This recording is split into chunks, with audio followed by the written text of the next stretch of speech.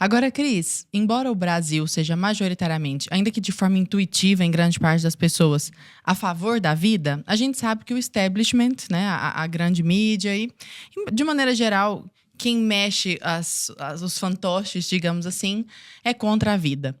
E vozes como a sua, muitas vezes estão na contracorrente, assim. Você acaba sendo persona não grata, vide pelo judiciário, né? O que a gente vê hoje no Poder Judiciário. Recentemente, nós estivemos aqui com o Diego Falcão, que foi mandado embora da equipe de vôlei, de basquete, né? De basquete feminino, justamente porque ele se manifestou pró-vida. E eu queria que você falasse para nós como que são vistas essas vozes como a sua, como a do Diego, que dentro do establishment teimam em argumentar pró-vida. Um pouco dos bastidores, de como é que Conta pra nós um pouco desse atrás das coxias. Bom, acho que perseguição é um caminho, infelizmente, é um caminho natural, eu diria. Não que nós desejemos isso, não é isso. Mas aí sim, vou pensar aí do ponto de vista até religioso.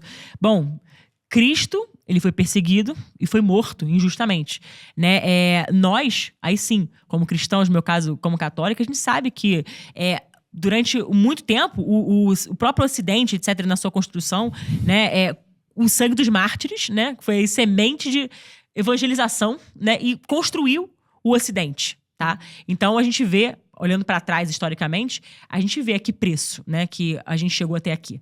Hoje, talvez de uma forma mais incruenta, ou seja, sem sangue, quer dizer, sem o nosso sangue, mas às custas de muitos sangues inocentes, né? Então a gente vê uma distorção e também uma inversão de valores muito grande. Agora, é aquela história. É uma oportunidade também muito grande de a gente mostrar de que lado que nós estamos.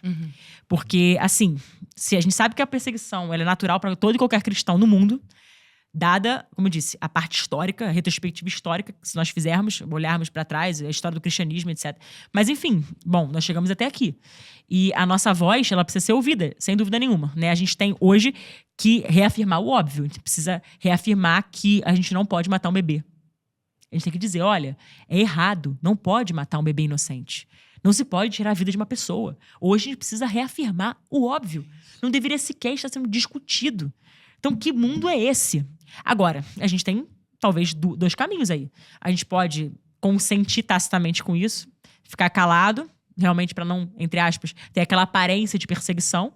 Ou a gente pode ter a voz eloquente sendo ouvida, ainda que muitas vezes a gente tem que pagar um preço por isso, mas com ousadia, com coragem, realmente enfrentando. Por quê? Porque é o certo. O certo sempre vai ser o certo. Independente de quem tá vendo, não é isso? Pois é, então a gente não pode deixar de pregar a verdade, pregar o que é certo, fazer a coisa correta, né? Fazer de forma adequada, né? E defender aquilo que é certo. Senão, quer dizer, que mundo é esse que a gente já tá? E as pessoas hoje, elas estão ali no espiral, muitas vezes, né? No espiral do silêncio ainda, sabe? Então a gente não pode deixar de falar, a gente não pode deixar de elevar a nossa voz, e sobretudo por aqueles que não têm voz ainda, né? E que precisam da nossa emprestada para defender aquelas vidas. E aí, eu sempre falo do primeiro fratricídio da história, né? O primeiro homicídio que aconteceu na história, que foi quando Caim matou Abel. Que o sangue de Abel bradou aos céus por justiça e vingança. Então, quer dizer, quantas vidas inocentes estão sendo ceifadas? Né? Quantas bandeiras de países estão sendo manchadas com sangue inocente? A gente vai permitir essa atração de maldição para o nosso país? E aí eu entendo que o fato de sermos resistência, né, isso ganha ainda mais força. A gente precisa levantar o nosso povo pró-vida, porque sim, nós somos maioria.